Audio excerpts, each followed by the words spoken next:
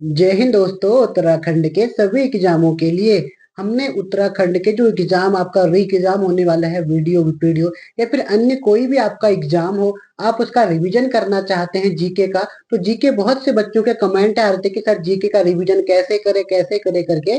तो मैंने कहा अगर आप लोगों ने एक बार अगर जीके पढ़ रखी है तो अगर आप दूसरी बार एक बार इस वीडियो को देखिए ताकि आपका रिवीजन काफी अच्छे तरीके से इससे हो जाएगा। ठीक है, तो मैंने यहाँ पर सिंगल लाइनर क्वेश्चन भी ले रखे हैं। यहाँ पर मैंने अधिकतर वन से जो युद्ध हुए सारे यहाँ पर ले रखे हैं, तो एक एक करके पूरा हम समझेंगे। ठीक है, तो कल मैंने आपको मॉडर्न एशियन हिस्ट्री पूरी कवर करवा दी है।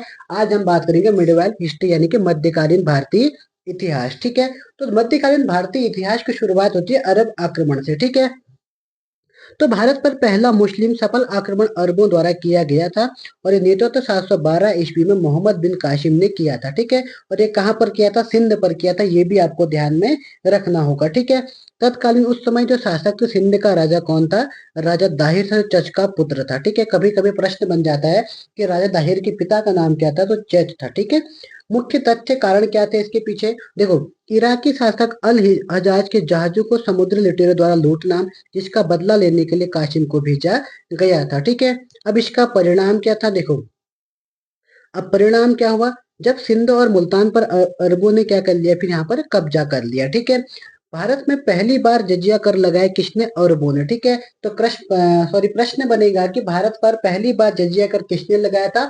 अरबों ने लगाया। अरबों में नाम किसका आएगा? मोहम्मद बिन कासिम का आएगा। ठीक है, अरबों ने भारतीयों से खगोल शास्त्र, ब्रह्मपुत्र की ब्रह्म सिद्धांत और चिकित्सा का ज्ञान सीखा था। ठीक है, तो किससे सीखा था? भारतीयों ने अरबों से सीखा था। ठीक है, नोट, अरबों का प्रभाव सिंध तक ही सीमित रहा, वे भारत के अंदरूनी हिस्सों में नहीं फैल सके। ठीक है, तो इतना आपको ध्यान रखना है अरबों के बारे में। ठीक है, पेपर के लिए इतना इंपॉर्टेंट आपके लिए काफी है। अब हम बात करेंगे तुर्क आक्रमण। ठीक है, तो तुर्क आक्रमण की यहाँ पर बात करते हैं। तुर्क अधिक महत्वाकांक्षी थे और उन्होंने भारत के हृदय स्थल तक पहुंच बनाई। इसमें दो प्रमुख नाम है, एक का नाम था आपका मोहम्मद गजनवी। ठीक है, इसका वंश कौन था आपका? इसका वंश का नाम था गजनी या फिर गजनी, गजनी का यामनी वंश या गजनी वंश भी आपको कहीं कहीं देखने को मिल जाएगा। ठीक है, उद्देश्य क्या था इसको? भारत की अपार धन संपत्ति लूटना और इस्लाम धर्म का प्रचार प्रसार करना, वह भारत में शासन नहीं करना चाहता था। ये इंपॉर्टेंट है। ठीक है, उसके बाद फिर आपका है आक्रमण। उसने 1000 से लेकर 1027 ईस्वी के बीच भारत पर 17 बार आक्रमण किया। इंपॉर्टेंट है। ठीक है, और ये सोमनाथ मंदिर को भी इसने 1025 ईस्वी में क्या करा था? लूट लिया था। यह उसका सबसे प्रसिद्ध आक्रमण था जहां उसने मंदिर को नष्ट किया और भारी धन यहाँ से लूट लिया था। ठीक है, विद्वान उसके साथ अल बरूनी आया था जिसने किताबुल हिंद लिखी थी, शाहनामा आया था जिस फिरदौसी की बुक है, और कुतुबी जैसे विद्वान भारत आए थे। ठीक है, ये भी आपको ध्यान रखना होगा। अब हम बात करेंगे मोहम्मद गौरी की। ठीक है, तो यहीं से अब यहीं से आपका शुरू होगा कौन सा वंश है? गुलाम वंश की बात हम करेंगे इसके बाद। ठीक है, गौरी को भारत में मुस्लिम साम्राज्य का वास्तविक संस्थापक माना जाता है क्योंकि जो आपका अभी गुलाम वंश आएगा वो सब इसी के संबंधित होंगे। ठीक है, क्योंकि उसका उद्देश्य लूट के साथ राज्य स्थापना भी था। उसने कहा था कि मैं भारत को लूटूंगा भी, प्लस उसके साथ में क्या करूंगा? भारत में अपना राज्य भी स्थापना करूंगा। ठीक है, तो इसके समय होता है तराइन का पहला युद्ध। तो तराइन का पहला युद्ध 1191 में होता है। पृथ्वीराज चौहान, अब पृथ्वीराज चौहान पहला, द्वितीय, तृतीय, चतुर्थ ऑप्शन आएगा। ठीक है, तो आपको क्या रखना है? पृथ्वीराज चौहान तृतीय। ठीक है, तृतीय ने क्या किया था यहाँ पर? आक्रमण, मतलब तृतीय ने गौरी के साथ युद्ध किया था। ठीक है, अब उसके बाद फिर पृथ्वीराज चौहान ने गौरी को बुरी तरह से हरा दिया था। किसने हराया था? पृथ्वीराज चौहान ने। जो तराइन का पहला युद्ध है 1191 में जो हुआ था, इसमें पृथ्वीराज चौहान ने मोहम्मद गौरी को बुरी तरीके से हरा दिया था। ठीक है, फिर होता है 1192 में तराइन का द्वितीय युद्ध होता है। गौरी ने पृथ्वीराज चौहान को हराकर दिल्ली और अजमेर पर कब्जा कर लिया। यह भारतीय इतिहास का एक निर्णायक मोड़ था। अब जो जयचंद था, आपको जयचंद के बारे में पता होगा। जयचंद ने क्या किया? मोहम्मद गौरी का साथ दे दिया। ठीक है, तो उसके चक्कर में पृथ्वीराज चौहान यहाँ पे क्या कर जाते हैं? हार जाते हैं। ठीक है, और इसके साथ ही दिल्ली और अजमेर पर कब्जा कर लिया किसने? मोहम्मद गौरी ने। ठीक है, और ये भारतीय इतिहास का एक महत्वपूर्ण निर्णायक मोड़ था। चंदावर का युद्ध होता है 1194 में। फिर क्या होता है, चंदावर उसके साथ मोहम्मद गोरी के साथ इसकी जो जयचंद था इसका कुछ और पंगा हो गया होगा। फिर क्या करता है 1194 में पृथ्वीराज चौहान इस जयचंद को भी क्या करता है, हरा देता है, ठीक है। और फिर महत्व यहाँ पर क्या है, देखो गोरी की मृत्यु 1206 के बाद उसके गुलाम कुतुबुद्दीन ऐबक ने दिल्ली को सल्तनत नींव रखी थी, ठीक है। तो इसके साथ आपको मेन याद रखना नाम कुतुबुद्दीन ऐबक, ठीक है। तो अब हम जब गुलाम वंश की बात करेंगे तो गुलाम वंश की स्थापना कौन करेगा, कुतुबुद्दीन ऐबक करेगा, ठीक है। कुतुबुद्दीन ऐबक कौन था, इसका एक गुलाम था। अब इसका आक्रमण का प्रभाव क्या रहा, इसकी भी बात करते हैं। देखो तो आक्रमण का मेन प्रभाव देखो राजनीतिक पर क्या प्रभाव पड़ने वाला, देखो छोटे छोटे राज्यों को सामंती व्यवस्था कमजोर हुई और एक केंद्रीय सत्ता सल्तनत का उदय हो गया, ठीक है। सांस्कृतिक क्या हुआ, देखो इंडो इस्लामिक वास्तुकला, नई भाषा, भारतीय नए धर्म का यहाँ पर आगमन हो गया है। सैन्यों में तुर्कों को आने से युद्ध कौशल में घोड़ों और तीरंदाजी का महत्व बढ़ गया, ठीक है। अब हम बात करेंगे गुलाम वंश की, ठीक है। तो पहला वंश कौन सा है, गुलाम वंश है। एक एक करके पूरी दिल्ली सल्तनत को हम कवर करेंगे। मुगल वंश तक आज हम आपको कवर करवा देंगे, ठीक है। इसे ममुलक वंश है या इल्बरी वंश के नाम से भी जाना जाता है, ठीक है। कुतुबुद्दीन ऐबक का जो शासन माना जाता है 1206 से लेकर 1210 तक इसका शासन माना जाता है, ठीक है। इसने दिल्ली सल्तनत की नींव रखी थी। यह मोहम्मद गोरी का एक गुलाम था। इसकी राजधानी लाहौर थी। उपाधि उदारता के कारण इसे लाख बख्श, लाख बख्श मतलब लाखों का दान देने वाला, यानी कि इसको लाख बख्श कहा जाता है। और उसके बाद जो इसने निर्माण कार्य क्या क्या किया, देखो इसकी भी बात कर लेते हैं। तो पहला इसने बनाया था दिल्ली में कुब्बतुल इस्लाम मस्जिद, इसने ये बनाया था, ठीक है। अजमेर में 2.5 दिन का झोपड़ा इसने बनाया था। दिल्ली में कुतुब मीनार की नींव इसने रखी थी। जो इसमें कुतुब मीनार में जो 3 बिल्डिंग थी वो किसने बनाई थी, वो इसी कुतुबुद्दीन ऐबक ने बनाए थे, ठीक है। और किसकी याद में बनाया था, तो कुतुबुद्दीन बख्तियार काकी इसकी स्मृति में बनाया था, ये भी आपको ध्यान रखना, ठीक है। 1210 ईस्वी में इसकी मृत्यु हो जाती है चौगान खेलते वक्त, चौगान यानी कि पोलो खेलते वक्त इसमें घोड़े से गिरकर इसकी क्या हो जाती है, मृत्यु हो जाती है, ठीक है। इसके बाद फिर इसका दूसरा फिर इसका क्या कहते हैं, उसके बाद फिर इसी का गुलाम आता है आपका कुतुबुद्दीन ऐबक का गुलाम इल्तुतमिश होता है, ठीक है। इसका नाम था शमशुद्दीन इल्तुतमिश होता है। 1211 से लेकर 1236 तक इसका शासन यहाँ पर चलता है, ठीक है। इसे गुलाम वंश का वास्तविक संस्थापक कहते हैं। इसे दिल्ली सल्तनत का वास्तविक संस्थापक माना जाता है। इसने राजधानी को लाहौर से दिल्ली लेकर आया था। ये इंपॉर्टेंट प्रश्न आपके लिए बन जाएगा, ठीक है। प्रश्न बनेगा कि आपके लिए जो आपके दिल्ली से राजधानी, लाहौर से राजधानी दिल्ली कौन लेके आया था, तो आपका लेके आया था शमसुद्दीन इल्तुतमिश, ठीक है। उसके बाद फिर इसने एक चालीसा दल की स्थापना करी, ठीक है, जिसको हम तुर्कान एक चहलगानी भी कहते हैं। प्रशासन की सहायता के लिए इसने 40 तुर्क सरदारों को यहाँ पर एक दल बनाया था, ठीक है। और इसने इक्ता प्रणाली की शुरुआत करी, ठीक है। इक्ता मतलब क्या होता है, वेतन के बदले अधिकारियों को भूमि या फिर इक्ता देने की शुरुआत इसने ही करी थी, ठीक है। फिर इसने सिक्के चलाए थे, किस किस के सिक्के चलाए थे ये भी बात करते हैं। सिक्के में इसने शुद्ध अरबी सिक्के चलाए। चांदी के सिक्के को टका बोला गया और तांबे के सिक्के को जीतल बोला गया, ठीक है। इसने कुतुब मीनार का निर्माण पूरा कराया था, ठीक है। कुतुब मीनार में 5 मंजिलें 3 कुतुबुद्दीन ऐबक ने बनाई थी, 2 इसने बनाई। टोटल पूरा आधा अधूरा काम हुआ था, तो इसको पूरा किसने कराया था, ये कराया था आपका इसने, इल्तुतमिश ने, ठीक है। अब इसके बाद आता है कौन, रजिया सुल्तान। रजिया सुल्तान कौन थी, मेनली इसकी ही बेटी थी, ठीक है। इल्तुतमिश की बेटी का नाम क्या था, रजिया सुल्तान था।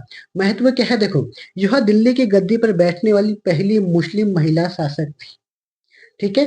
पहली महिला मुस्लिम शासिका कौन थी, तो ये आपका रजिया सुल्तान। इसके सामने चुनौतियां बहुत थी। उसने पर्दा प्रथा त्याग कर पुरुषों की तरह कुबा या फिर कोट और कुल्हा यानी कि टोपी पहनना शुरू किया, ठीक है। तो आपको कोट को कुबा बोला जाता है, ये प्रश्न भी बनता है, ठीक है। जिसने तुर्क सरदार नाराज हो गए थे। अब तुर्कों को लगता है कि महिलाएं महिलाओं की तरह रहे, पुरुष पुरुष की तरह रहे, इसलिए तुर्क सरदार 40 के 40 इससे क्या हो गए, नाराज हो गए, ठीक है। फिर 1240 में क्या हुआ, कैथल के पास डाकुओं द्वारा इसकी हत्या कर दी गई थी, ये भी आपको ध्यान में रखना होगा, ठीक है। उसके बाद आता है गयासुद्दीन बलबन, ठीक है। अब बीच में बहुत सारे और राजा भी आते हैं, लेकिन आप सबको हम पढ़ेंगे तो इतना इंपॉर्टेंट नहीं है वो, जो जो मेन है उनकी ही हम यहाँ पर बात करने वाले हैं, ठीक है। अब आता है कौन, गयासुद्दीन बलबन। इसका शासन 1266 से लेकर 1286 के बीच में रहता है, ठीक है। काफी कठोर शासन इसका माना जाता है। इसने विद्रोहियों, मंगोलियों से निपटने के लिए लौह एवं रक्त, ब्लड एवं आयरन की नीति को अपनाया था। ठीक है। राजत्व का सिद्धांत किसने दिया था? बलबन ने। ठीक है। उसने स्वयं को जिल्ले इलाही, ईश्वर की छाया घोषित किया और सुल्तान को प्रतिष्ठा बढ़ाई। ठीक है। जो आपको जो चहलगानी वाले थे उनको भी इसने क्या कर दिया था? वहां से हटा दिया था। ठीक है। जो 40 टूर के सरदार थे उसको किसने हटाया था? तो बलबन नहीं हटाया था। ठीक है। प्रथाएं दरबार में सिजदा और पैबोस। सिजदा मतलब झुककर प्रणाम करना था, पैबोस मतलब सुल्तान के पैर को चूमना। प्रथाएं इसने शुरू की थी। उसने फारसी त्योहार नौरोज की शुरुआत की और चालीसा दल को समाप्त इसने कर दिया था। ये ध्यान रखना। ठीक है। अब हम बात करते हैं इस वंश का अंत कैसे हुआ। ठीक है। तो लगभग उसके बाद जो लास्ट वंश था इसका, इस वंश का अंतिम शासक कैकुआबाद और क्यूमर से थे। ठीक है। कैकुआबाद है, कैकुआबाद से क्या होना आता है? क्यूमर से आता है। ठीक है। 1290 ईस्वी में इसको क्या करता है? जो क्यूमर्स था, जलालुद्दीन खिलजी ने इसकी हत्या करके खिलजी वंश की यहाँ पर क्या कर देता है? स्थापना कर देता है। ठीक है। तो अब यहाँ से बात आएगी किसके? खिलजी वंश के। यह दिल्ली सल्तनत का दूसरा राजवंश था जिसका शासनकाल छोटा लेकिन बहुत प्रभावशाली रहा। सबसे पहले आता जलालुद्दीन फिरोज खिलजी, जिसने आपका खिलजी वंश की स्थापना करी। इसका शासनकाल 1290 से लेकर 1296 के बीच चलता है, यह आपको ध्यान में रखना होगा। ठीक है। तो इसकी स्थापना कैसे हुई देखो। 76 वर्ष की आयु में खिलजी वंश की स्थापना करी थी इसने। मेन आपको ये ध्यान रखना। ठीक है। एक बुढ़ा नहीं है, एक काफी बूढ़ा राजा इसको कहा जाता है। उदार नीति, वह एक उदार शासक था जिसका मानना था कि शासन शासित जनता के समर्थन पर आधारित होना चाहिए। मृत्यु इसकी 1296 में उसके भतीजे अलाउद्दीन खिलजी ने उसकी हत्या कर सत्ता को हत्या लिया था। ठीक है। अब आएगा शासन पर अलाउद्दीन खिलजी जो आपके लिए मेन है। ठीक है। यहाँ से प्रश्न बहुत बनते हैं। यह इस वंश का सबसे महान और महत्वाकांक्षी शासक था। साम्राज्य विस्तार उसने उत्तर भारत, गुजरात गुजरात रणथंबोर, चित्तौड़ के साथ साथ दक्षिण भारत को भी जीता। दक्षिण भारत को का श्रेय उसके सेनापति मलिक काफूर को जीता। ठीक है। मलिक काफूर का नाम 100 दिनारी भी कहा जाता है। ठीक है। सॉरी, 1000 दिनारी। तो 1000 दिनारी क्योंकि इसने गुजरात विजय के बाद मलिक काफूर को इसने 1000 दिनार में खरीदा था, इसलिए इसको हम क्या बोलते हैं? 1000 दिनारी भी कहा जाता है इसको। ठीक है। अब बाजार नियंत्रण के लिए इसने क्या किया? उसने सभी आवश्यक वस्तुओं, अनाज, कपड़े आदि की कीमतों पर निश्चित कर दी। ठीक है। ताकि सेना का खर्च कम रहे। सैन्य सुधार के लिए इसने सैनिकों को नगद वेतन देने वाला पहला सुल्तान था। ठीक है। अभी तक इल्तुतमिश ने चलाई गई थी आपका कौन सी? आपका इक्ता प्रणाली। वेतन के बदले आपको क्या दिया जाता? जमीन दी जाती थी। ठीक है। लेकिन इसने क्या किया? आप जमीन न देकर बल्कि सेना को नगद वेतन के रूप में उनको सैलरी देना शुरू कर दिया। ठीक है। इसने एक दाग प्रथा, हुलिया और दाग प्रथा शुरू की। इसने क्या कहा कि जो घोड़े थे, घोड़ों को पहचानने के लिए इसने क्या किया? घोड़ों को दागने की प्रथा इसने शुरू की। और हुलिया प्रथा सैनिक को विस्तृत विवरण रखना, मतलब सैनिकों के एक अलग प्रकार के वेशभूषा में इसको इसने बनाया। ठीक है। जो आज आपको आर्मी के ड्रेस आप लोग कहते हैं, वो एक हुलिया प्रथा थी जिसको चलाया किसने था? आपका ये चलाया था आपका इसी अलाउद्दीन खिलजी ने। इसने निर्माण वर्क क्या क्या कराए थे देखो। अलाई दरवाजा का निर्माण किसने कराया था? अलाउद्दीन खिलजी ने। ठीक है। शीरी का किला निर्माण इसने कराया था और 1000 सितून का महल भी इसने ही बनाया था। ये 3 मेन आपको याद करने होंगे। उपाधि, इसने स्वयं को सिकंदर ए शानी यानी कि द्वितीय सिकंदर खुद को इसने कहा था। ठीक है। अलाउद्दीन खिलजी के बारे में और बहुत सी जानकारियां हैं, जैसे आप लोग पढ़ोगे, इसने बहुत चीजें करी थी, तो आप लोग को कमेंट करके बताना है। अलाउद्दीन खिलजी के बारे में आपको 3 बातें जो मैंने बताई है, इसके अतिरिक्त 3 बातें और आपको यहाँ पर बतानी, ताकि आपका रिविजन भी इसमें हो जाएगा। ठीक है। यही आपका होमवर्क होगा। कुतुबुद्दीन ऐबक, देखो कुतुबुद्दीन ऐबक जिसको हम कुतुबुद्दीन मुबारक खिलजी। ठीक है। अब बात आएगी किसकी? कुतुबुद्दीन मुबारक खिलजी की, जिसका शासन चलता 1316 से लेकर 1320 तक। ठीक है। उसने खलीफा की उपाधि धारण की और वह काफी विलासी शासक था। और वंश का अंत 1320 ईस्वी में गयासुद्दीन तुगलक ने इस वंश का अंत करके यहाँ पर तुगलक वंश की नींव रख दी। ठीक है। तो अब बात आएगी किसकी? गयासुद्दीन तुगलक की। गयासुद्दीन तुगलक यानी कि तुगलक वंश की बात आ गई यहाँ पर। अब तुगलक वंश के समय सबसे पहला शासक था गयासुद्दीन तुगलक।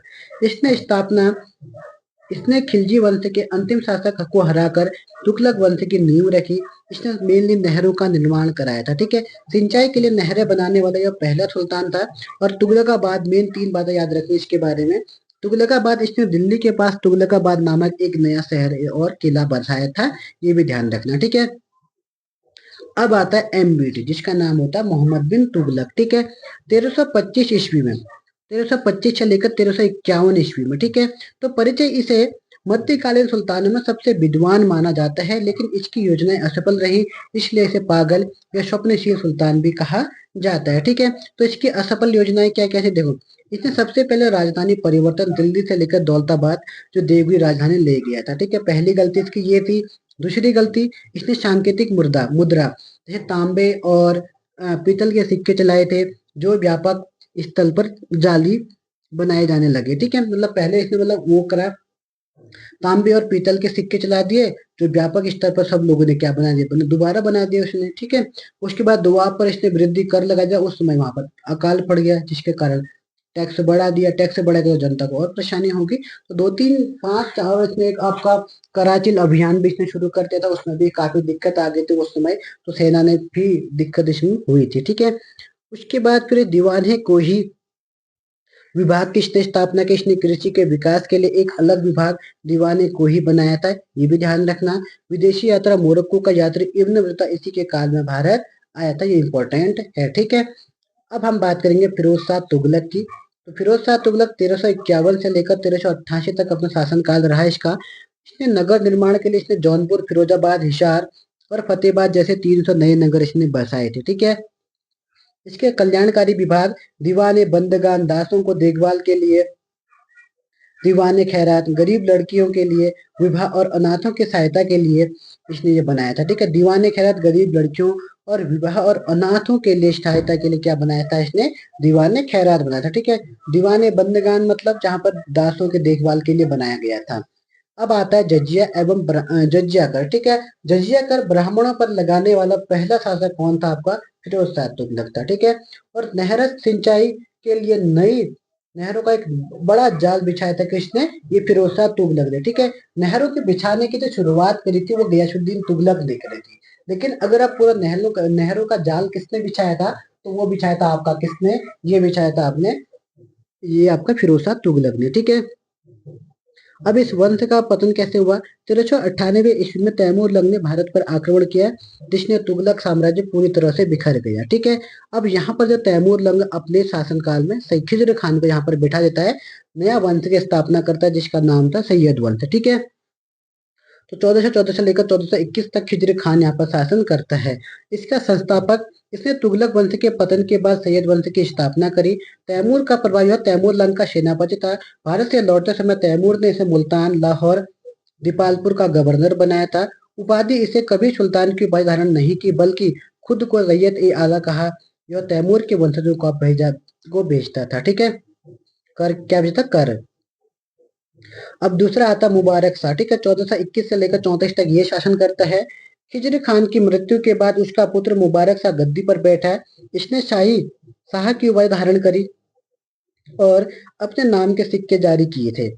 साहित्य में इसके संरक्षण याहिया बिन अहमद सिरहिंदी ने इसके संरक्षण में याहिया बिन सरहिंदी ने भी इसका साहित्य यहाँ पर लिखा था, ठीक है।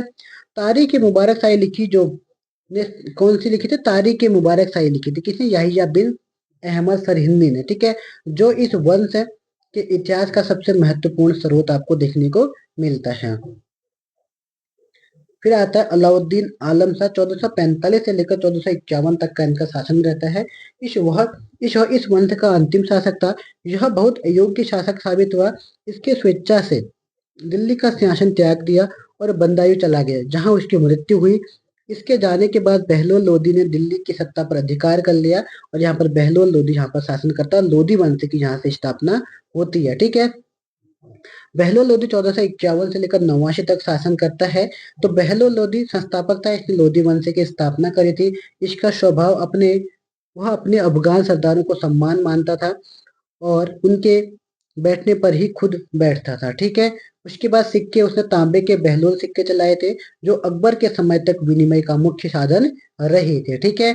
अब बात करेंगे किसकी, सिकंदर लोदी की। ये भी इंपॉर्टेंट शासक, आपको ध्यान रखना। यह वह इस वंश का सबसे प्रतापी राजा और योग्य शासक था। आगरा की स्थापना इसने की थी, कब की थी, 1504 ईस्वी में, ठीक है। मैं वह आगरा शासक के शहर की नींव रखी। 1506 ईस्वी में इसे अपनी राजधानी भी इसने बना लिया था, ठीक है। 1504 में इसने आगरा की स्थापना करी और 1506 में इसने आगरा को अपनी राजधानी बना दिया था। ठीक है, गज ए सिकंदरी भूमि मापने के लिए 30 इंच का एक मानक पैमाना शुरू किया था। किसने? आपका सिकंदर लोदी ने। ठीक है, साहित्य पर इसने गुलरुखी उपनाम से फारसी में कविताएं लिखता था। उसे उसने ज्वालामुखी मंदिर की मूर्तियों को नष्ट कर उनके टुकड़ों को कसाईयों को मान से तोड़ने के लिए दिया था। ये कट्टर धार्मिक नीति थी, ये आपको ध्यान में रखना होगा। ठीक है, अब बात करेंगे किसकी? इब्राहिम लोदी की। तो इब्राहिम लोदी ने आपको ध्यान रखना है 1517 से लेकर 1526 तक इसका शासनकाल रहता है। अंतिम सुल्तान यह लोदी वंश और दिल्ली सल्तनत का अंतिम शासक था। पानीपत का प्रथम युद्ध आपको 21 अप्रैल, डेट भी याद रखनी है। ठीक है, 1526 को एक ऐतिहासिक युद्ध था। युद्ध में बाबर ने इब्राहिम लोदी को क्या कर दिया था? यहाँ पर हरा दिया था। ठीक है, मृत्यु इब्राहिम लोदी युद्ध के मैदान में मारा गया। वह पूरे सल्तनत काल का एकमात्र सुल्तान था जो युद्ध भूमि में वीर गति को प्राप्त हुआ था। ठीक है, तो ये आपको ध्यान में रखना होगा। ठीक है, दिल्ली सल्तनत के संबंध में कुछ महत्वपूर्ण तथ्य इनकी यहाँ पर बात कर लेते हैं। भारत का पहला मुस्लिम शासक मोहम्मद बिन कासिम 712 ईस्वी में सिंध विजय इसने करा था। ठीक है, लाख बख्शी की उपाधि कुतुबुद्दीन ऐबक को दी जाती है। दिल्ली का वास्तविक संस्थापक आपको इल्तुतमिश को माना जाता है। तालिशा दल की स्थापना आपको तुर्क सरदार यानी कि बलबन ने करी थी। बलबन ने खत्म किया था, इल्तुतमिश ने इसको शुरुआत की थी। ठीक है, पहली महिला मुस्लिम शासक कौन थे? आपका रजिया सुल्तान है। सजदा और पैबोश बलबन ने शुरू की थी। लौह और रक्त की नीति बलबन ने शुरू किया था। तालिशा दल का अंत बलबन ने शुरू किया था। उसके बाद फिर आपका द्वितीय सिकंदर आपको अलाउद्दीन खिलजी ने यह उपाधि धारण करी थी। मलिक काफूर अलाउद्दीन खिलजी का एक सेनापति जिसे 1000 दिनारी कहा जाता था। घोड़ों को दागने की प्रथा अलाउद्दीन खिलजी ने शुरू की थी। दीवान कोई मोहम्मद बिन तुगलक ने स्थापित किया था, एक कृषि विभाग था। पागल सुल्तान मोहम्मद बिन तुगलक को उसकी असफल योजनाओं को सांकेतिक मुद्रा राजधानी परिवर्तन के कारण कहा गया है। सर्वाधिक नहरों का निर्माण फिरोज शाह तुगलक ने कराया था।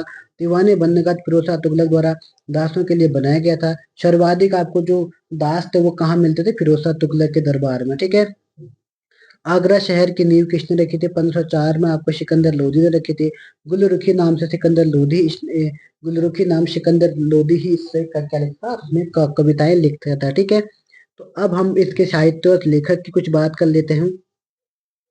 किताब उल हिंद अल बरूनी द्वारा अरबी में लिखित है। आपकी ये भारतीय समाज और विज्ञान पर एक विस्तृत चर्चा है। ठीक है, उसके बाद शाहनामा फिरदौसी ने लिखी थी। मोहम्मद गजनबी का दरबारी कवि था।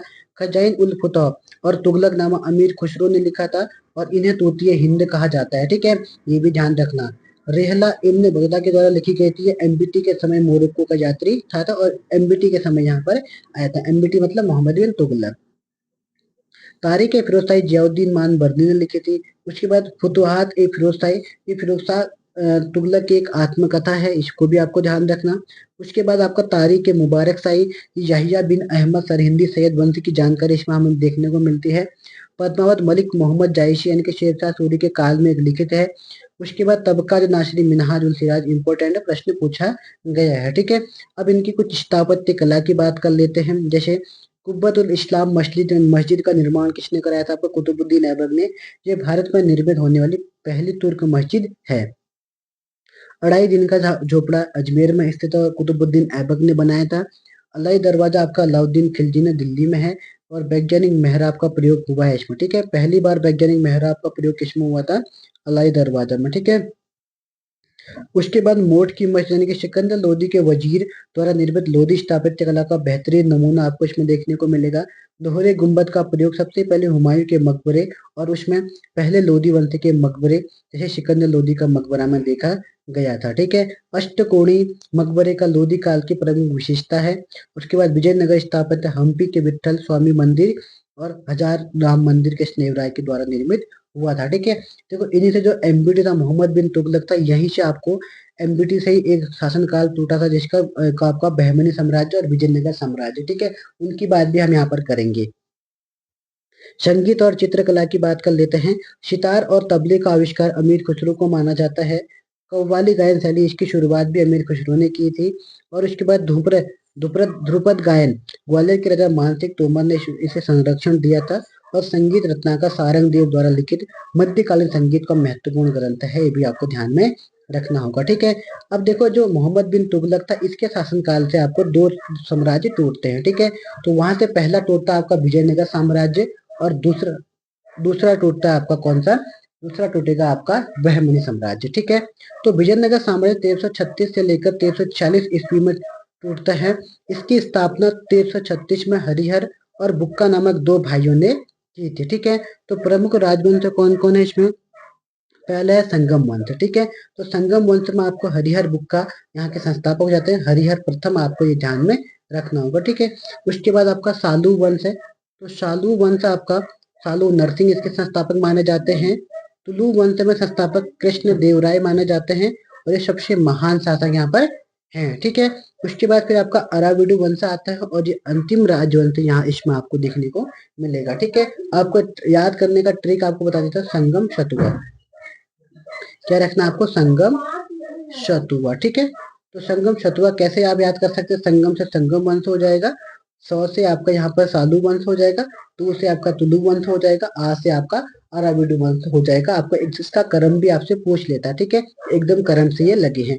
अब इसमें कुछ इंपॉर्टेंट राजाओं की बात कर लेते हैं। देखो सबसे फेमस आपका कृष्ण देव राय। ठीक है, तो ये कृष्ण देव राय आपके किस वंश के? तुलु वंश के। उन्हें आंध्र भोज भी कहा जाता है। अष्ट दिग्गज उनके दरबार में 8 महान तेलुगु कवि थे, जैसे तेनालीराम आदि थे। ठीक है, रचनाएं आमुक्तो माल्या तेलुगु में थी और जाम्बवती कल्याणम संस्कृत में थी, ये आपको ध्यान में रखना है। और विदेशी यात्री उनके दरबार में समय में आए थे, डोमिंगो पायस जो पुर्तगाली भारत आया था। ठीक है, ये आपको ध्यान में रखना होगा। फिर होता है आपका तालीकोटा का युद्ध, जो आपका 1565 में होता है, जिसे हम राक्षस तांगड़े का युद्ध भी कहते हैं। ठीक है, इसे राक्षस तांगड़े का युद्ध भी कहते हैं। इसमें दक्षिण के 4 मुस्लिम राज्यों बीजापुर, गोलकुंडा, अहमदनगर, बीदर ने मिलकर विजयनगर को हराया और हम्पी को यहाँ पर क्या कर दिया था? नष्ट कर दिया था। ठीक है, तो यहाँ पर जो बहमनी में लगभग 5 राजा माने जाते हैं, बीजापुर, गोलकुंडा, अहमदनगर, बीदर, और एक का नाम और था, अभी नाम याद नहीं आ रहा, तो उसने इसमें हिस्सा बरार, ठीक है, बरार था। ठीक है, बरार ने इसमें हिस्सा नहीं लिया था, ये आपको ध्यान में रखना होगा। अब हम बात कर लेते हैं बहमनी साम्राज्य के बारे में। बहमनी साम्राज्य 1347 से लेकर 18 ईस्वी तक शासनकाल चलता है। ठीक है, इसकी स्थापना 1347 में अलाउद्दीन हसन बहमन शाह के समय हुई थी, जिसका नाम हसन गंगू भी हम कहते हैं। ठीक है, इसकी राजधानी गुलबर्गा थी, जो बाद में बीदर बन गई थी। ठीक है, महत्वपूर्ण गवाह वह बहमनी साम्राज्य का प्रसिद्ध प्रधानमंत्री या वजीर था, जिसने साम्राज्य का महमूद गवा। ठीक है, और जिसने साम्राज्य को शिखर तक पहुंचाया था, मोहम्मद गवाई आपको ध्यान में रखना होगा। ठीक है, जब इसमें विभाजन हुआ तो 16वीं शताब्दी में बहमनी साम्राज्य 5 राज्यों में टूट गया। पहला बीजापुर, अहमदनगर, बरार, गोलकुंडा और बीदर। ठीक है, तो बीजापुर में आदिल शाही वंश चला, अहमदनगर में निजाम शाही वंश चला, बरार में आपका इमाद शाही वंश चला और गोलकुंडा में कुतुब शाही वंश चला, जहाँ पर कोहिनूर हीरा या फिर यहीं की खदान से आपको मिला था। ठीक है, और बीदर आपका यहाँ बरीद शाही वंश से चला। ठीक है, आपको इन सभी के 5 राजाओं के इसमें नाम बताना है, इनकी स्थापना किसने करी थी करके। अगर आप लोगों ने कमेंट करके बताया जाए तो बहुत अच्छी तैयारी आपकी चल रही है। ठीक है, अब यहाँ हमारा पूरा जो शासन है दिल्ली सल्तनत को पूरा खत्म हो चुका है। ठीक है, अब यहाँ से हम बात करेंगे मुगल वंश में, और मुगल वंश में सबसे पहले शासक आता है बाबर। आज अकबर तक हम कवर कर देंगे, बाकी हम कल आपको जहांगीर से कल आपको कवर करवाएंगे। ठीक है, तो किसकी बात करते हैं? बाबर की। ठीक है, बाबर का जन्म 1483 ईस्वी में फरगाना, वर्तमान उज्बेकिस्तान में हुआ था। वंश वह पिता की ओर से तैमूर वंश का 5वां वंशज और माता की ओर से चंगेज खान का 14वां वंशज का माना जाता था। ठीक है, उसके बाद भारत में आने का इसका निमंत्रण किसने दिया था? पंजाब के जो गवर्नर थे दौलत खान लोधी और मेवाड़ के राजा राणा सांगा ने इसे इब्राहिम लोधी के खिलाफ आमंत्रित किया था। ठीक है, ये आपको ध्यान रखना होगा। बाबर द्वारा लड़े गए युद्धों का क्रमानुसार यहाँ पर हमने दिया है। बाबर की भारत में सफलता का मुख्य कारण उसके तोपखाना तुगलमा नीति, युद्ध नीति थी, आपको ध्यान रखना है। ठीक है, अब देखते हैं इसमें किसके इसके युद्ध की बात करते हैं। ठीक है, पहला युद्ध होता है 1526 में, पानीपत का पहला युद्ध। ठीक है, किस किसके बीच में होता है? बाबर और इब्राहिम लोधी के बीच होता है, जिसमें बाबर की क्या होती है? जीत होती है। ठीक है, फिर अगले ही साल 1527 में खानवा का युद्ध होता है और ये किससे होता है? राणा सांगा से होता है। इसमें भी बाबर जीत जाता है और इसने इसमें गाजी की बात यहाँ पर धारण कर लेता है। ठीक है, जिहाद का नारा किसमें दिया था? आपको खानवा के युद्ध में ही दिया था। फिर 1528 में चंदेरी का युद्ध होता है, बेदनी राय से होता है, यहाँ पर भी बाबर क्या होता है? जीत जाता है। ठीक है, 29 में आपको घाघरा का युद्ध होता है अफगान महमूद लोदी से, ठीक है। दौलत खान लोदी और महमूद लोदी दो लोगों से इसका युद्ध होता है। बाबर यहाँ पर जीत जाता है। जल और थल दोनों पर लड़ा गया युद्ध। ये कौन था आपका? घाघरा का युद्ध, ठीक है। घाघरा से आप नदी भी याद है, घाघरा एक नदी है और नदी आपको देखना, नदी में पानी, नदी जो होता है इसमें पानी भी होता है और नदी में आपको कंकड़ पत्थर भी देखने को मिलेंगे, ठीक है। तो ऐसे याद कर सकते हो, जल और थल दोनों में आपका युद्ध लड़ा गया, घाघरा का युद्ध, ठीक है। उसके बाद हम बात करते हैं सैन्य तकनीक और सुधार। इससे तुगलमा पद्धति सेना की दाएं बाएं और मध्य में बांटकर दुश्मन को घेरना था। तोपखाना में भारत में पहली बार बड़े स्तर पर बारूद और तोप का सफल प्रयोग बाबर ने ही किया था और प्रमुख तोपची थे उस्ताद अली खान और मुस्तफा खान, दो इसके क्या थे? प्रमुख तोपची थे, ठीक है। साहित्य और कला की बात करते हैं। आत्मकथा बाबर ने तुर्की भाषा में चगताई तुर्की में अपनी आत्मकथा तुजुक ए बाबरी है, जिसको हम बाद में बाबरनामा लिखी है, ठीक है। नोट, बाद में इसको फारसी अनुवाद अब्दुल रहीम खान ने किया था, इसका नाम बाबरनामा रखा गया, ठीक है। काव्य शैली में उसने मुबैयान नामक एक नई पद्य शैली, जिसको पोइट्री स्टाइल का विकास इसने किया था। उसके बाद बागवानी में से बागों का बहुत शौक था। उसने आगरा में आराम बाग ज्यामिति विधि से बना नूर ए अफगान बाग बनवाया था इसने, ठीक है। ये आपको ध्यान रखना। इसकी मृत्यु और मकबरा की बात करते हैं। इसकी जो मृत्यु होती है 1530 में आगरा में हो जाती है। मकबरा पहले उसे आगरा के आराम बाग में दफनाया गया, लेकिन बाद में उसकी इच्छा के अनुसार उसे काबुल अफगानिस्तान में दफनाया गया था, ठीक है। ये आपको ध्यान में रखना होगा। अब हम बात करते हैं हुमायूं का परिचय, ठीक है। हुमायूं की बात करते हैं। बाबर के बाद अगला शासक आता है हुमायूं, ठीक है। हुमायूं का जो आपका नाम का अर्थ होता है, हुमायूं का अर्थ होता है भाग्यशाली, ठीक है। लेकिन इतिहासकार लेनपुल ने के अनुसार वह जीवन भर ठोकरें खाता रहा और ठोकर खाकर इसकी मृत्यु हुई है, ठीक है। राज्याभिषेक 1530 में आगरा में इसका राज्याभिषेक होता है। बड़ी भूल उसने अपने पिता के निर्देशानुसार राज्य साम्राज्य को अपने भाइयों कामरान, अशकनी और हिंदाल में बांट दिया, जो उसकी कमजोरी का कारण बना था, ठीक है। अब इसने इसका संघर्ष हुआ था शेरशाह सूरी के साथ, जिसमें काफी युद्ध यहाँ पर आपको देखने को मिलेंगे, ठीक है। हुमायूं के जीवन काल का सबसे बड़ा दुश्मन उसका शेरशाह सूरी था। तो यहाँ पर इसमें बहुत सारे हुमायूं के युद्ध होते हैं। मैंने सारे युद्ध आपको यहाँ पर करा रखे हैं, ठीक है। सबसे पहले तो 1531 में कालिंजर का आक्रमण इसके शासनकाल में होता है, ठीक है। किसके विरुद्ध था? या प्रताप रुद्रदेव के विरुद्ध था। यहाँ पर हुमायूं का पहला सैन्य अभियान था और समझौता यहाँ पर हो गया था, ठीक है। उसके बाद 1532 में होती है और यहाँ पर दोहरा या दोहरिया का युद्ध होता है, ठीक है। किसके साथ होता? महमूद लोदी के साथ होता, जो अफगान था। हुमायूं की जीत हुई और अफगानों को यहाँ पर पीछे हटना पड़ा था, ठीक है, 1532 में। फिर 35-36 में आपका मंदसौर या फिर सारंगपुर का युद्ध हुआ था। इसमें बहादुर शाह जो गुजरात से होता है, यहाँ पर भी हुमायूं जीतता है और गुजरात और मालवा पर अधिकार इसने कर लिया था, ठीक है। उसके बाद 1539 में होता है चौसा का युद्ध, ठीक है। ये किसके साथ होता है? आपका शेरशाह सूरी के साथ होता है। हुमायूं को करारी हार, उसे अपनी जान बचाने के लिए गंगा में कूदना पड़ा था, ठीक है। उसके बाद फिर कोई इसको बचा देता है वहां से, फिर एक दिन के लिए उसको शासनकाल होता है। उसने चमड़े के सिक्के चलाए थे। ये भी आपको ध्यान में रखना होगा, ठीक है। अभी उसका नाम मुझे याद नहीं आ रहा है, अगर आगे दिया होगा तो मैं बता दूंगा, ठीक है। फिर 1540 में होता है कौन सा युद्ध? ये होता है कन्नौज या फिर बिलग्राम का युद्ध होता है। ये भी आपका शेरशाह सूरी के साथ ही होता है, ठीक है। ये भी निर्णायक हार थी, हुमायूं को भारत छोड़कर ईरान भागना पड़ा था। उसके बाद फिर आता है 1555 में, वापस 1555 में ये वहां आता है जब शेरशाह सूरी की मृत्यु हो जाती है, उसकी बेटी की मृत्यु हो जाती है। उसके बाद जो नया शासक बनता है, फिर हुमायूं कहाँ आता है? भारत पे आता है, ठीक है। तो ये मई 1555 में भारत में आता है और मच्छीवाड़ा का युद्ध यहाँ पर आपको देखने को मिलता है, ठीक है। यहाँ पर जो अफगान था उस समय नसीब खान था और ये उसी का मतलब जो हुमायूं का थोड़ा हुमायूं के मतलब सॉरी जो शेरशाह होता है उसी के खानदान का कोई शासक था, ठीक है। हुमायूं की यहाँ पर जीत होती है, पंजाब पर मुगलों पर कब्जा होता है, ठीक है। 1555 में इसने क्या हुआ था? उसके बाद फिर इसका सरहिंद का युद्ध होता है, किसके साथ होता है? सिकंदर सूरी के साथ। यहाँ पर भी हुमायूं क्या होता है? जीत जाता है, ठीक है। उसके बाद 1540 से लेकर 1555 तक कैसा निर्वासन काल रहा, इसकी भी हम बात कर लेते हैं, ठीक है। कन्नौज की हार बाद में हुमायूं 15 वर्ष तक सिंध और फारस ईरान में निर्वासित रहा, ठीक है। इसके दौरान 1542 में अमरकोट पाकिस्तान में अकबर का जन्म हुआ, ठीक है। जब बाबर भागता है तो अपनी बीवी को और अपनी बीवी को कहाँ देखे? तो अमरकोट के, तो अमरकोट पंजाब में पड़ता है, पंजाब जो भी पाकिस्तान वाला पंजाब है वहां पर देख के जाता है, ठीक है। वहीं पर अकबर का क्या होता है? जन्म होता है। उसने फारस की शाह की मदद के से पुनः अपनी शक्ति संगठित की है और फिर होते हुमायूं की वापसी 1555 में होती है और सरहिंद युद्ध 1555 में हुमायूं ने सिकंदर सूरी को हराकर दिल्ली की सत्ता को दोबारा यहाँ पर हासिल कर लिया था। ठीक है, इसी प्रकार हुमायूं दिल्ली का वह सुल्तान बना जिसने 2 बार शासन किया था, आपको ये भी ध्यान में रखना है। मृत्यु और मकबरे की बात कर लेते हैं इसकी।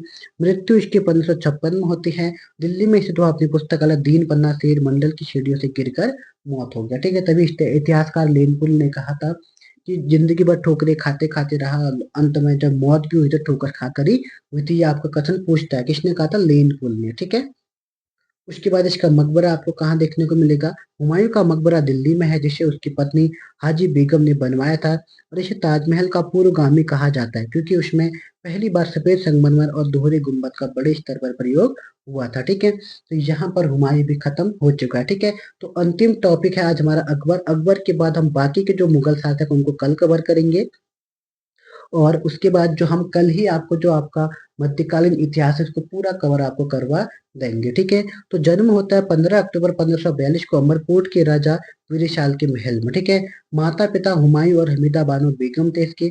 माता का नाम इसका हमीदा बानो बेगम और पिता का नाम हुमायूं था। ठीक है, राज्याभिषेक हुमायूं को अचानक मृत्यु के बाद 1526 में 56 में पंजाब के कालानौर में मात्र 13 वर्ष की आयु में अकबर का क्या होता है? राज्याभिषेक हो जाता है। ठीक है, संरक्षक कौन था इसका? बैरम खान था, जो काफी इंपॉर्टेंट था अकबर के लिए। ठीक है, 1556 से लेकर 60 तक अकबर के वकील और वजीर कौन रहे थे? बैरम खान रहे थे। ठीक है, उसके बाद फिर आपका प्रमुख युद्ध और साम्राज्य विस्तार की बात करते हैं। अकबर ने उत्तर में हिमालय से दक्षिण में गोदावरी नदी तक साम्राज्य इसने फैलाया था। ठीक है, अकबर की मेन मदद किसने की थी? बैरम खान ने। ठीक है, अगर बैरम खान नहीं होता तो अकबर कब का मौत उसकी हो जाती। ठीक है, तो युद्ध और अभियान की बात करते हैं। सबसे पहला आपका पानीपत का पहला युद्ध। ठीक है, पानीपत का जो पहला युद्ध हुआ था, अकबर मात्र मात्र 13-14 साल का था। उस समय इसकी पूरी मदद किसने करी थी? बैरम खान ने। ठीक है, और हेमू जो युद्ध हुआ था, हेमू जो अंतिम हिंदू सम्राट था, बैरम खान ने हेमू को हराया और मुगलों की सत्ता पर फिर से क्या कर दिया इसने? फिर आपको वहां पर देखने को मिलेगा। ठीक है, उसके बाद फिर होता है 1568 में चित्तौड़ का अभियान। महाराणा उदय सिंह को यहाँ पर हराता है। अकबर ने जयमर और फत्ता की वीरता से प्रभावित होकर आगरा किले पर उनकी मूर्तियां यहाँ पर लगवाई थी। फिर होता है 1576 में हल्दी घाटी का युद्ध महाराणा प्रताप से। ठीक है, मुगल सेना का नेतृत्व मान सिंह ने किया और प्रताप पीछे हटे पर अधीनता स्वीकार नहीं करे। ठीक है, पीछे तो हट गए थे लेकिन उन्हें अधीनता स्वीकार नहीं करी थी। ठीक है, उसके बाद फिर गुजरात विजय 1572-73 में मुजफ्फर शाह तृतीय के साथ इसका युद्ध होता है। इस विजय की स्मृति में अकबर ने बुलंद दरवाजा बनाया था। ठीक है, क्योंकि इतनी जल्दी ये अभियान शुरू किया था कि काफी जल्दी ये यहाँ पर हो गया था। ठीक है, अंतिम दिन 1601 में होता अशीरगढ़ का एक किला, यहाँ पर इन्होंने जीता था। उसके बाद अकबर की मृत्यु हुई थी 1605 के आसपास। ठीक है, फिर आपका धार्मिक नीति क्या क्या थी इनकी, ये भी हम बात कर लेते हैं। अकबर अपनी पत्नी अपनी पत्नी सॉरी अकबर अपनी उदार धार्मिक नीति के लिए प्रसिद्ध था। 1562 में इसने दास प्रथा का अंत कर दिया था। ठीक है, ये भी आपके लिए काफी इंपॉर्टेंट है। 1563 में इसने तीर्थ यात्रा कर समाप्त कर दिया था, और 64 में इसने क्या कर जजिया कर समाप्त कर दिया था। ठीक है, 62, 63, 64 आपको ध्यान में रखना होगा। ठीक है, 62 में ही क्या हुआ था, इसकी जो जोधा बेगम से इसकी शादी हुई थी, तो 62 में ही आपकी इसकी शादी हुई थी। ठीक है, 1575 में इसने इबादत खाना की स्थापना करी, जहां सभी धर्मों के लिए विद्वान चर्चा करते थे। 1579 में इन्होंने मजहर की घोषणा करी। धार्मिक मामलों में अकबर को अंतिम निर्णायक बनाया गया था। ठीक है, 1582 में नया धर्म बना जिसका नाम दीन है इलाही रखा, और इसे अपनाने वाला पहला एकमात्र हिंदू कौन था? आपका बीरबल था। ठीक है, अब प्रशासनिक सुधार की बात यहाँ पर करते हैं। तो मनसबदारी सेना प्रणाली सेना और नागरिक प्रशासन का ढांचा, इसमें जात पद और सवार घोड़ों की संख्या 2 श्रेणियां थी। ठीक है, जात मतलब जो पद होता था, और सवार मतलब घोड़ों की संख्या दी जाती थी। ठीक है, उसके बाद दहसाली प्रणाली, वित्त मंत्री राजा टोडरमल ने इसे लागू किया। पिछले 10 वर्षों की पैदावार को औसत निकालकर लगान तय किया जाता है किसमें? तयशाला प्रणाली में। ठीक है, राजधानी फतेहपुर सीकरी 1571 से लेकर 85 तक राजधानी वहां पर रही थी। अकबर के नवरत्न की बात करते हैं, 9 जेएलसी की बात करते हैं इसमें। अकबर के 9 विद्वान थे। सबसे पहले अबुल फजल थे। ठीक है, अबुल फजल अकबरनामा और आईने अकबरी के लेखक थे, एक साहित्यकार थे। ठीक है, फैजी एक राजकवि थे। अबुल फजल का एक क्या था? भाई था। ठीक है, तानसेन महान संगीतज्ञ थे, और रामधनु पांडे इनका रियल नाम था। उसके बाद फिर कौन है? बीरबल। तो बीरबल बुद्धिमान और सलाहकार, और इनका पूरा नाम क्या था? महेश दास थे। राजा टोडरमल इनके वित्त मंत्री थे। उसके बाद राजा मानसिंह इनके सेनापति थे। उसके बाद फिर आपका अब्दुल नईम खान ने खाना प्रसिद्ध कवि और बैरम खान के क्या थे, पुत्र थे, ठीक है। उसके बाद मुल्ला अब्दुल प्यादा एक सलाहकार थे और हकीम मुकाम शाही रसोई का क्या था, प्रधान थे, ठीक है। तो ये 9 इनके क्या थे, नवरत्न थे। अब कुछ स्थापत्य कला की यहाँ पर बात कर लेते हैं। अकबर ने इंडो इस्लामिक शैली को बढ़ावा दिया था। बुलंद दरवाजा, इसने फतेहपुर सीकरी भारत का सबसे ऊंचा प्रवेश द्वार यहाँ पर माना जाता है, ठीक है। हुमायूं का मकबरा दिल्ली दिल्ली में है, अकबर के काल में निर्मित हुआ था। आगरा का लाल किला अकबर द्वारा बनाया गया था और पंच महल फतेहपुर सीकरी की में बौद्ध विहार शैली में बना था। कौन? फतेहपुर सीकरी में बौद्ध विहार शैली में कौन बना था? आपका पंच महल बना था, ठीक है। तो मैंने आज आपको अकबर तक कवर करवा दिया, ठीक है। ये एक केवल रिवीजन बैच है, इसमें आपको समझाने समझाने का मौका बिल्कुल नहीं मिलता है। आपको केवल जल्दी से जल्दी पूरा सिलेबस को कवर करवाना मेन उद्देश्य इसका था, ठीक है। इसका उद्देश्य, इसका इस बैच का नाम ही क्या है, टारगेट बैच है, जिसमें केवल आपको रिकॉल करवाया जाएगा, ठीक है, कि आपको क्या क्या आपने पढ़ा है, क्या आपको ये याद है या नहीं है। अगर आपको लग रहा है कि आपको याद नहीं है करके, तो आप एक बार अपने नोट्स को देखिए या फिर आप अपने बुक को देखिए, वहां पर आप लोग एक बार अच्छे से इसको पढ़िए, ठीक है। अभी भी 2 से 3 महीने हैं, तो आप लोग अब कवर कर लोगे, ठीक है। तो आज की क्लास में हम इतना ही देखते हैं। तो अगर आप लोगों को कोई दिक्कत है तो आप लोग कमेंट बॉक्स में कर सकते हैं।